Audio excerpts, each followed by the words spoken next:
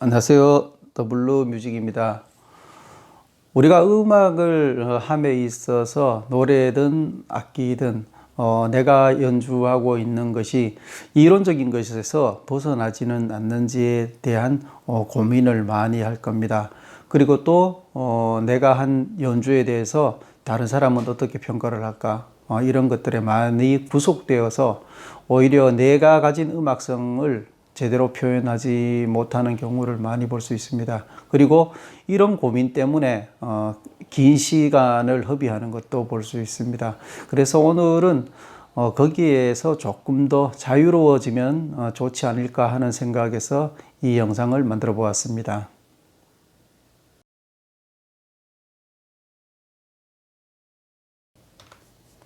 우리가 음악 시간에 리듬, 멜로디, 하모니는 음악의 3요소다라는 것을 배워서 머릿속에 주입을 하고 오랫동안 여기에서 벗어나지 않기 위해서 혹은 구속되어서 많은 시간을 보냈죠. 지금 대체로 음악하고 있는 것도 이 안에 갇혀서 하고 있지 않나 하는 생각입니다. 자, 그러면 음악의 3요소 리듬, 멜로디, 하모니는 언제 어떻게 만들어진 것인가에 대해서 한번은 생각을 해볼 필요가 있습니다. 자, 우선 음악의 3요소라는 것은 서양의 클래식 음악을 기준으로 제시된 이론이죠. 서양의 음악은 고대에는 그 단선율이 발달해 있었습니다. 그래서 기록에 남아 있는 것들은 주로 BC 5세기, 6세기 경부터죠. 이것이 중세에 이르기까지는 오르가눔으로 해서 다성음악이 발달해 있었습니다. 여기서 다성음악이라는 것은 이제 어떤 주선율을 하나를 두고 완전 5도 혹은 완전 4도 위로 쌓아서 노래를 하는 것을 말하죠. 이 오르가눔이 중세까지 발달해 있다가 바로크 시대로 넘어오면서 이 다성음악은 사라지면서 화성음악으로 전환하게 됩니다. 그리고 이 화성음악은 고전 시대에 이르러서 이제 절정을 이루게 되죠. 고전 시대에 큰 오케스트라들이 많이 생긴 것도 이러한 화성음악이 발달했기 때문으로 생각이 됩니다. 자, 그럼 이런 음악의 3요소가 우리나라 국악에도 적용이 될까 하는 생각을 해볼 수 있습니다. 우리는 오히려 국악이 정말 중요하지만 서양 음악에 너무 얽매여서 국악을 등한시하고, 그래서 지금은 사실은 국악의 그런 틀 같은 것들이 많이 무너졌죠. 무너지고 잃어버린 것도 많고, 이대로 계속하면 국악이 사라지지는 않을까 하는 위기감도 느끼게 됩니다. 자, 우선 국악은 선율과 장단으로 되어 있고 하모니, 화성은 없죠. 화성은 없습니다. 그리고 국악은 장단으로만 된 곡들도 많이 있습니다.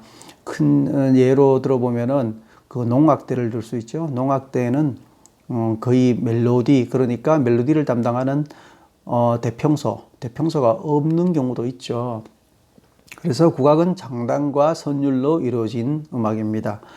국악기 중에서 이제 생황이라는 악기는 화음을 구사할 수는 있습니다. 하지만은 생황의 화음은 화성을 만들어 음악적인 걸 어떻게 진행을 한다기보다는 잠깐의 효과적인 걸 위해서 사용하는 것으로 볼 수 있습니다.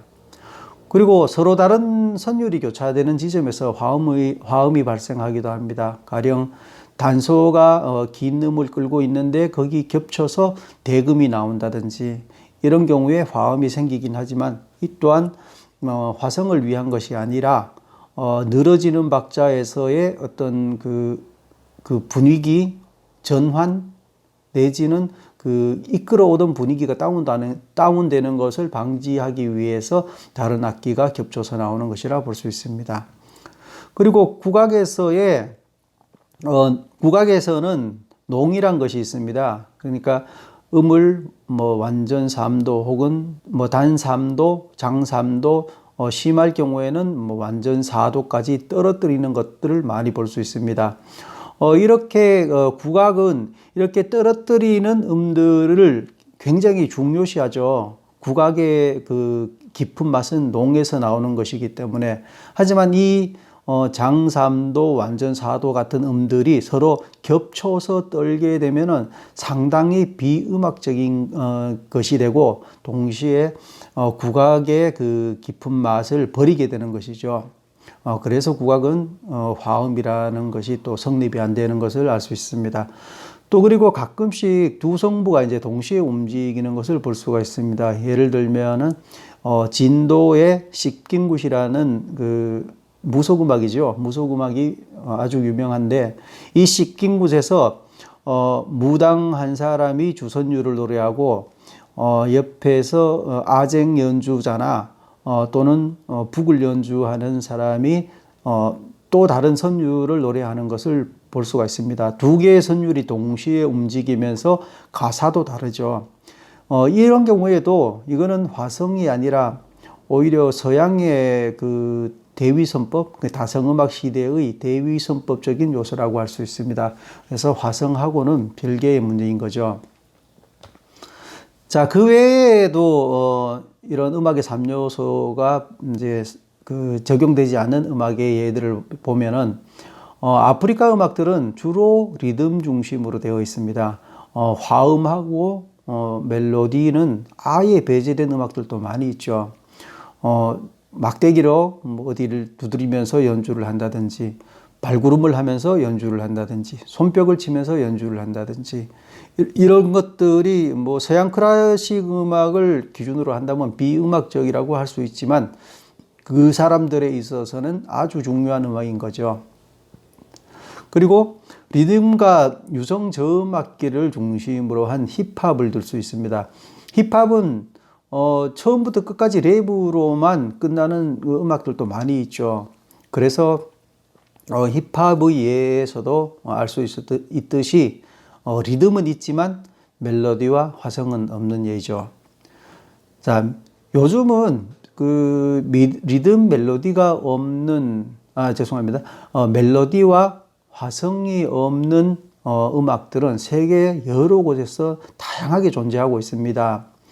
하지만 리듬이 없는 경우는 없습니다. 어떤 경우든지 입에서 소리가 나오는 즉시 리듬은 발생하게 되죠.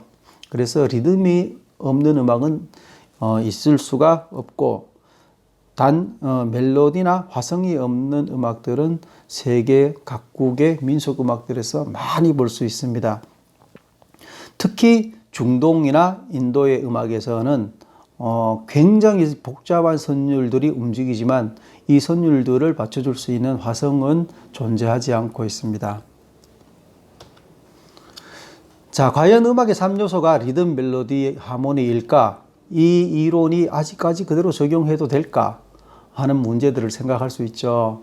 자, 지금은 아까 말씀드렸듯이 음악의 3요소는 서양의 클래식 음악 중심의 이론에서 나온 것이죠. 하지만 지금은 서양 클래식 음악은 거의 무너져 가고 있죠. 무너져 가고 있고, 오히려 그 전 세계의 민속 음악들이 오래전부터 대두되기 시작하였고, 서양의 클래식을 하던, 연구하던 사람들도 지금은 동양이나 아니면 세계 각국의 민속 음악들 쪽으로 연구의 눈길을 돌려서 아주 많은 음악들이 연구되어서 지금 뭐 논문이나 아니면 다른 이론서로 나오고 있습니다. 그래서 이제 다시 한번 음악의 3요소를 생각해 보면, 음악의 3요소는 서양 음악을 기준으로 제시된 이론이다. 그리고 세계의 음악, 서양 음악을 우리가 흔히 서양 음악이라고 하는 것은 유럽을 중심으로 한 클래식 음악을 얘기하죠. 서양 음악을 제외한 모든 음악, 그러니까 세계 음악은 클래식을 제외한 모든 음악이라고 할 수 있죠.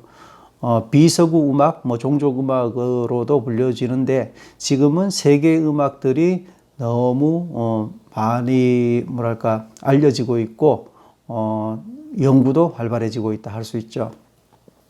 세계 음악에는 음악의 3요소로 설명할 수 없는 다양한 음악적 특색들이 존재하고 있습니다. 그래서 음악의 3요소 리듬, 멜로디, 하모니는 과연 이 세계 음악이 유행하고 있는 요즘에도 그대로 적용해서 그 이론을 공부해야 될까 하는 것은 한 번쯤 다시 생각을 해봐야 될 일이 아닌가 생각합니다. 자, 클래식 음악의 쇠퇴로 인해서 다양한 음악 문화가 발견되고 발전되고 있습니다.